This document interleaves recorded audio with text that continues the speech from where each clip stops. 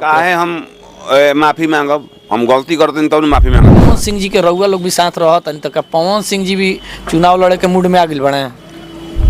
Process चलता, film के shooting हो गई बा, कुछ परसेंट बाकी। आए दिन देखे में होता भोजपुरी के जो नया नया कलाकार लोग बने, चाहे वो आर्टिस्ट कोई भी होकस, म्यूजिशियन होकस या फिर म्यूजिक डायरेक्टर लोग होकस, कोई बड़ा कलाकार के स्टेज पे कुछ बहुत सारा तरह के बात विवाद हो जाता है। क्या मुख्य वजह? अभी हम लोग मौजूद हैं 0 माइल पे अनमोल मेडिकल पे, जहाँ से कि देख पा रहे होंगे आप, हमारे साथ अभी जुड़ रहे हैं छोटे बाबा जी, पवन सिंह जी के खास करीबी बताए जाते हैं।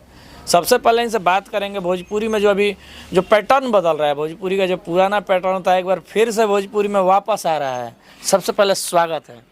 नमस्कार, प्रणाम। हम छोटे बाबा हंगामा जंक्शन के माध्यम से पूरी भोजपुरी समाज, भोजपुरी श्रोता, भोजपुरी संसार के हमारा तरफ से प्रणाम, नमस्कार।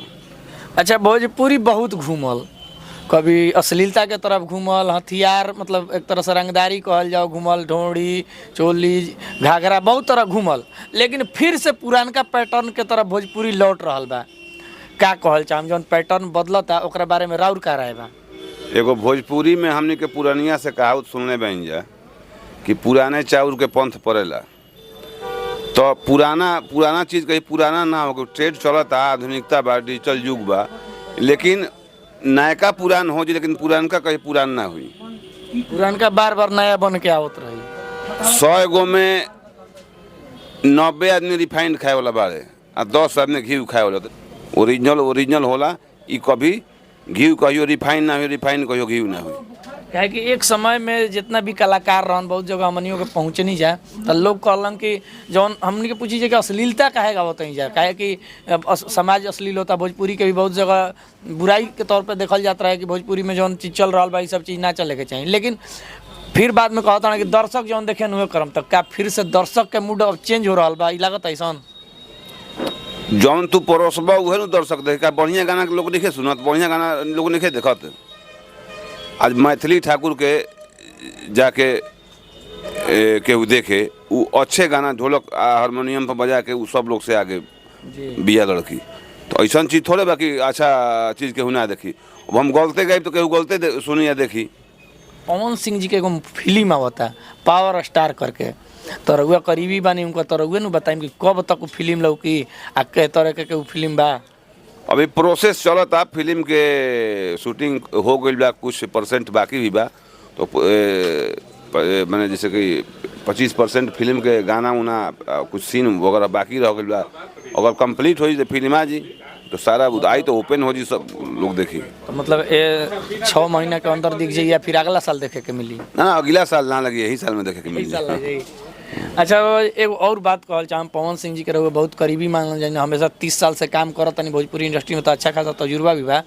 तो का पवन सिंह जी अभी जौन देखा तो हम के एगो स्टेज शो में गुंजन सिंह जी के कहतन सांसद बनाई जा, तो का पवन सिंह जी के रउआ लोग भी साथ रहतन, तो का पवन सिंह जी भी चुनाव लड़े के मूड में आ गइल बड़े?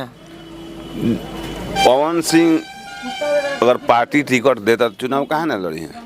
पार्टी टिकट देता के मतलब बाकी बीजेपी पार्टी या फिर आरजेडी पार्टी, काहे कि पवन सिंह जी स्टार प्रचारक हमें बीजेपी से, लेकिन उनकर आए दिन फोटो वायरल हो रहा बा तेजस्वी यादव जी के साथ, कभी कभी तेज प्रताप यादव जी के साथ काफी वायरल बा, जेकरा कारण से पवन सिंह जी के बोले भी पड़ रहा है। जे भी कुछ बोलता पर्सनल, अगर हम बीजेपी में बानी आ कोनो हमार मित्र बारे वो राजद में बारे, तो उनको कौन पर्सनल फंक्शन बा तो हम नहीं जा सकत, वो पार्टीगत दृष्टि से नहीं देखल जा सकत। गुंजन सिंह पवन सिंह के हमनी के पर्सनल उनका से रिलेशन बा, पार्टीगत रिलेशन नहीं के। तो उनका पर्सनल कोनो फंक्शन बा, चाहे पर्सनल कोनो प्रचार बा, तो मैं जा सकता है, पार्टी से जोड़ के मैंने देखल गलत बा।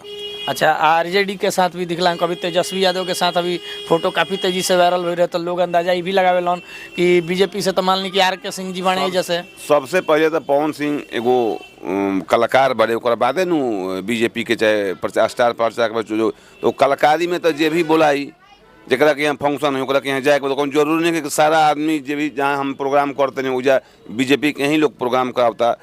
मान ली कि राजद में भी जे बा ओकरो के यहाँ तिलक बा, बारात बा, सब कुछ बा, तो उजा तो जाए के पड़ी। तो कलाकारी में ये सब जोड़ के देखला पर सब ना चली, ना देखे के चाहिए। अच्छा, आए दिन देखे में होता है भोजपुरी के जो नया नया कलाकार लोग बने, चाहे वो आर्टिस्ट कोई भी होकस, म्यूजिशियन होकस या फिर म्यूजिक डायरेक्टर लोग होकस, कोई बड़ा कलाकार के स्टेज पे कुछ बहुत सारा तरह के बात विवाद हो जाता है। एकर क्या मुख्य वजह लागत है? सबसे पहले रउआ से जानल चाहम काहे कि रउआ बहुत 30 साल के करीब तजुर्बा बा भोजपुरी से। ई जे भी बात विवाद होता है ना करे के चाहिए। हम म्यूजिक डायरेक्टर बनी तो हमारा म्यूजिक करे के बा, बजावे वाला बनी तो हमारा बजावल काम बा, गावे वाला के गावल काम बा। क्या जरूरत बा ई सब बात विवाद कोई के जे करत ना होता स्टेजे शो से विवाद उठ के ऊपर आवता, तब जाके फिर मीडिया के भाई लोग भी जाके ये सब चीज़ पूछता है, लेकिन फिर बाद में लोग कहता कि जायद गलती हो गई। लेकिन ए तरीके से काहे आवता है? काहे हम माफी मांगब? हम गलती करते तब माफी मांगता नहीं। माफी मांगला का जरूरत बा? हम गलतिए ना करब। हम हमारे बजाए वाला काम स्टेज पे केहू गाओ तो जौन गाई तो हम बजाई, उ का बोला तो हमारा का मतलब बा? पर्सनलो बात छिड़ जाता नु, जेकरा कारण से ही तो विवाद होता। जे भी विवाद करता गलत बा। अपन अपन में काम करे के बा, अपन अपन रोजी रोटी के फेरा में रहे के बा। ई सब बात विवाद कइला से कोनो फायदा नहीं, कैसे घाटा बा। अच्छा, एक बात बाबा जानल चाहम, जैसे कि एक बार राउर इंटरव्यू ले रही हम, तो बहुत सारा दर्शक कमेंट में एक बात कहलन, रउआ एगो फेमस जौन अथी बोली ना, कपूर गौरम कुछ ऐसा करके बोली ना, ओकरा लेके कहलन कि हिंदू धर्म के मजाक उड़ावते हैं रउआ। तो हम बार बार कहीं भी इंटरव्यू में कहिला कि ई मजाक नहीं है। मतलब कि रउआ एक पढ़ल बानी मंत्र हम ओरिजिनले बोलत है, लेकिन हम समझे के दर्शक कोशिश करे कि हम का कह रहल बानी। हमार कहे के मतलब ई बा कि जहाँ 10 गो 20 गो पंडित बा, हम अगर हमार मुंह फ्रेश बा, बढ़िया आवाज़ बा, तो हम ओकरा के अच्छा से बोलब, जो ओरिजिनल बताऊन। लेकिन वही चीज़वा के जे थोड़ा मुंह से डिस्टर्ब बा, जकर जीभ कटल हो, ओट सट, उहे चीज़वा को कैसे बोलता, उहे मंत्रवा के, तो वो तो साफ फ्रेश ना बोली। तो वो चीज़ हम बोला, हम मंत्र तो हम सेम जो ओरिजिनल बताओ बोला। वो बात बताई कि जैसे कि हाल फिलहाल के दिन में स्टेज शो में देखल गया रहुआ, पीछे से जो कमेंट करी ना, लिख के लाइना कि मतलब निकल जाला, सब इंग्लिश मिक्स करके मारी ना। सब भगवान के कृपा बा, माँ सरस्वती के कृपा बा, पब्लिक के आशीर्वाद बा। लिख के हम ले जाए, कोनो एग्जाम थोड़ा कि हम चीट ले जाता नहीं कि अब कौन सिंगर का गावत रे, कौन सिंगर बारे पहले से तो कुछ जानकारी बा ना हमारा। तब लिख पवन सिंह जी के शो में अक्सर ज्यादा देखल जाला ई चीज। और पवन सिंह का गई हैं, का बोली हैं, तो पहले से हमारी जानकारी नहीं है। लेकिन पहले से तजुर्बा जरूर बा, काहे कि इतना ना कामे को ले लेबे रहुआ पवन सिंह जी के साथ। ठीक बा, उ काम करत करत बोलत बोलत ऐसा अनुभव हो गइल बा कि आदमी कट टू कट आदमी बोल देलक। आदमी जान जाला कि पवन सिंह जी के अगला स्टेप का रही, काहे कि इतना दिन काम करत हो गइल। अच्छा, एक बात बताई, जाते जाते दर्शक के बीच का कहल चाहम, जो भी दर्शक रहुआ के सुनत है, दर्शक के ये कहल चाहब हम कि बढ़िया बढ़िया गाना सुनी सबे, जेकर अच्छा लागता।